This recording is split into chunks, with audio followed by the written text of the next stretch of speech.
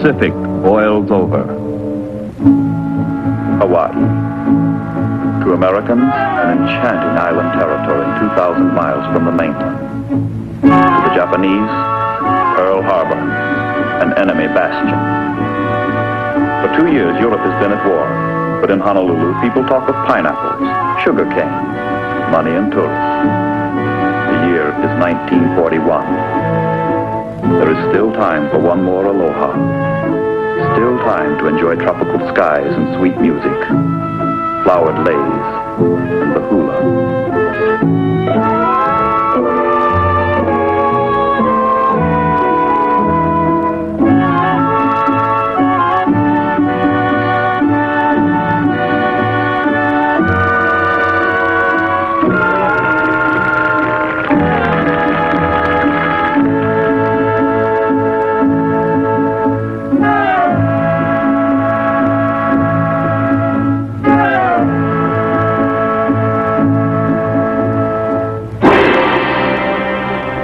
On another Pacific island, beyond the international dateline, events which will change the course of history are maturing with reckless rapidity.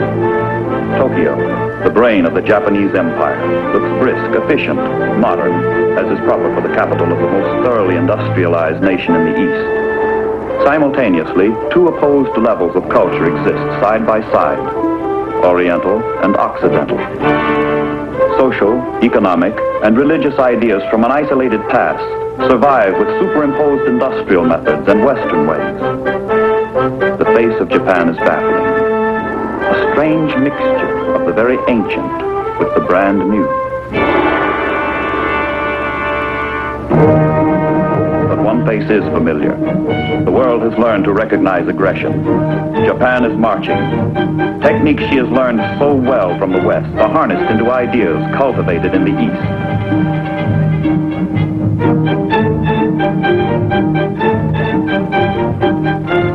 Hako Ichu, Japan's divine mission to bring the 8 corners of the world under one roof.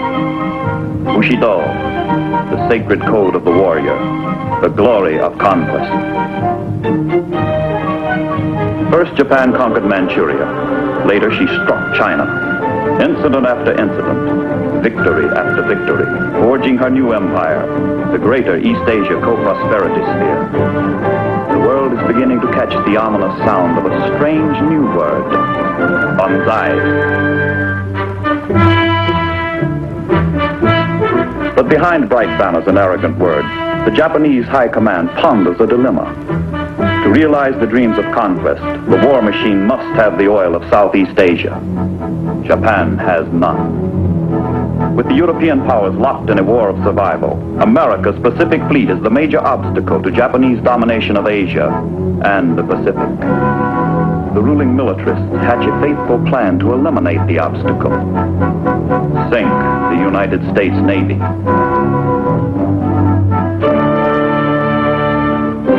Guns are sighted on Pearl Harbor, the key to America's defense in the Pacific, the headquarters of the United States Pacific Fleet.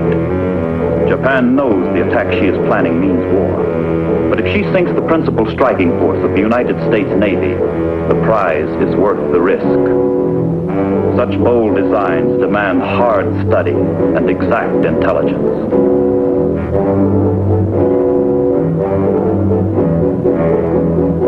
The Hawaiian Islands are scrutinized, especially Oahu, with its principal targets.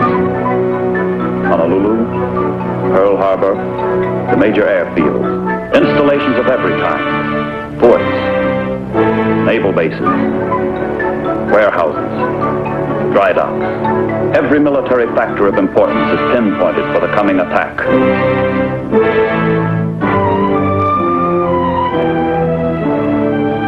But the heart of the assault will center on Ford Island in the middle of Pearl Harbor, around which the American fleet is moored.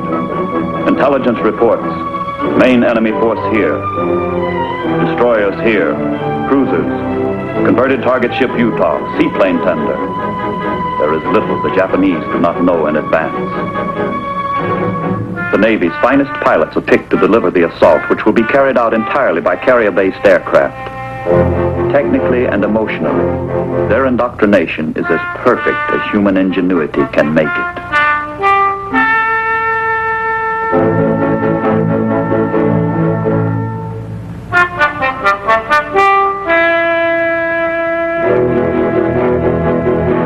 By late October 1941, dress rehearsals for the attack are secretly staged over terrain chosen for its resemblance to Pearl Harbor.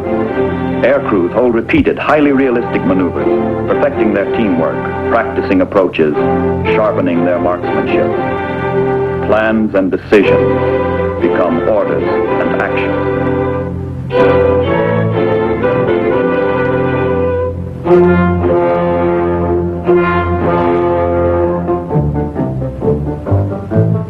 Events move with relentless precision toward their climax. In early November, Admiral Yamamoto, designer of the Pearl Harbor attack, orders his striking force to advance into Hawaiian waters and upon the very opening of hostilities, attack the main force of the United States fleet.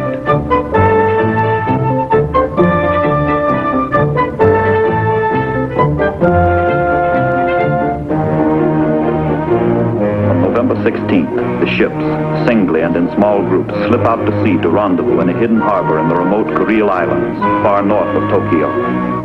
A week later, the Pearl Harbor striking force is assembled and weighs anchor for Hawaii, 4,000 miles and 12 days away. The task force maintains radio silence and travels a roundabout course off normal shipping lanes. Dirty weather and heavy seas help veil its progress.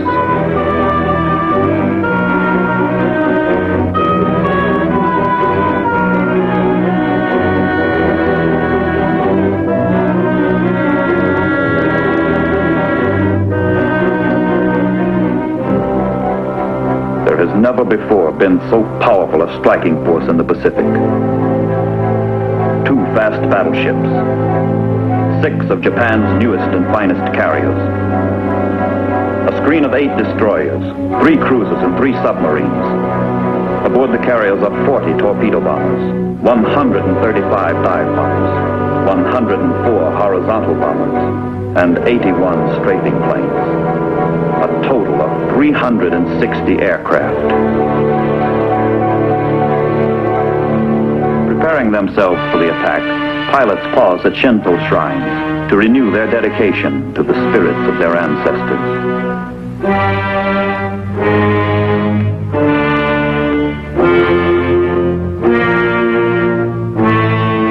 On every flight deck, pilots receive last-minute intelligence on Pearl Harbor. They prepare to strike for the glory of Japan.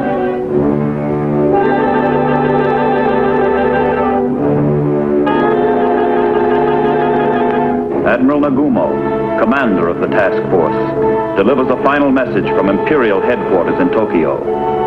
Niitakayama, nobore. Climb Mount Niitaka. The code to attack.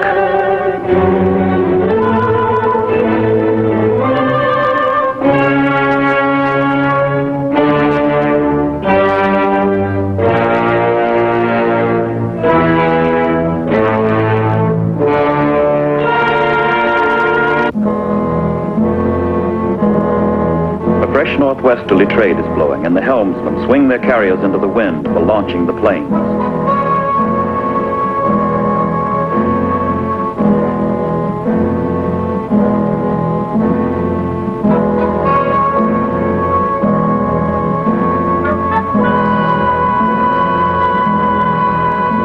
Latitude 26 degrees north, longitude 158 degrees west. The launching point.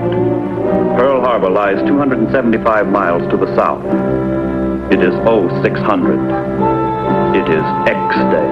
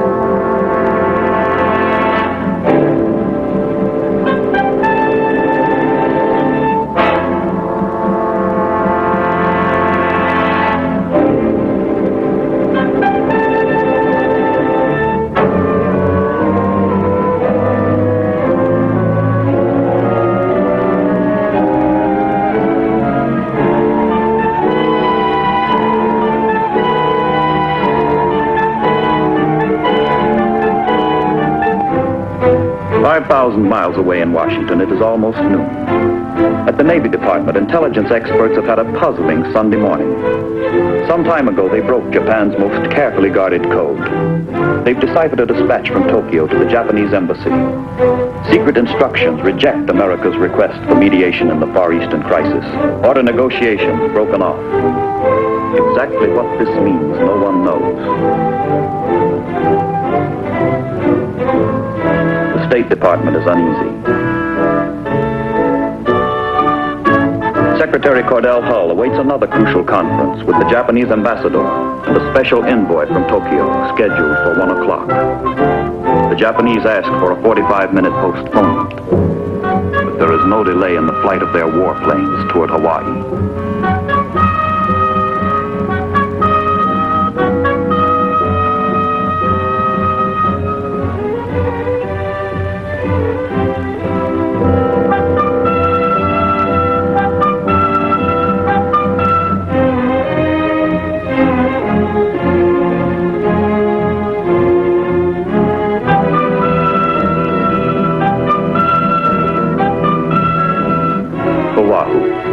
Sunny, relaxed, peaceful. Flying weather good, visibility clear. Slowly life begins to stir on the island.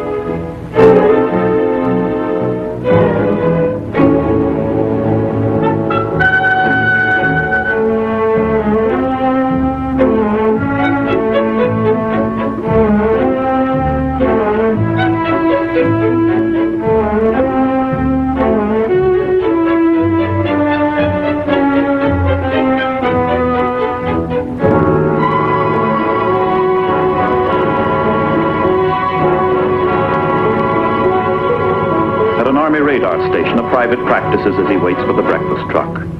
He picks up planes approaching from the north and tracks them for a few minutes before reporting to Air Force Headquarters, Hickam Field. But the planes are thought to be American.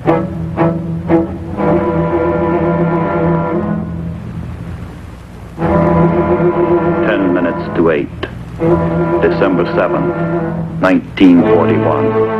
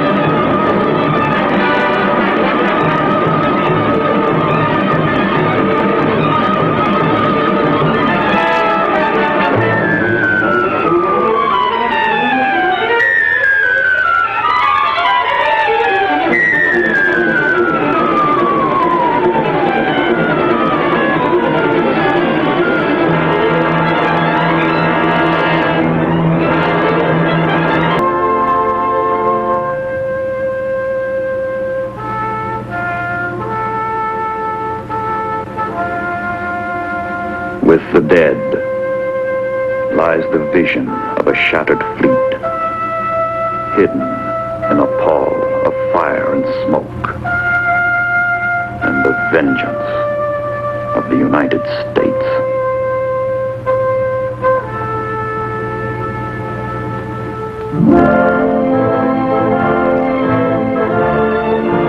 Dead ships sail again. The fleet has arisen from Pearl Harbor.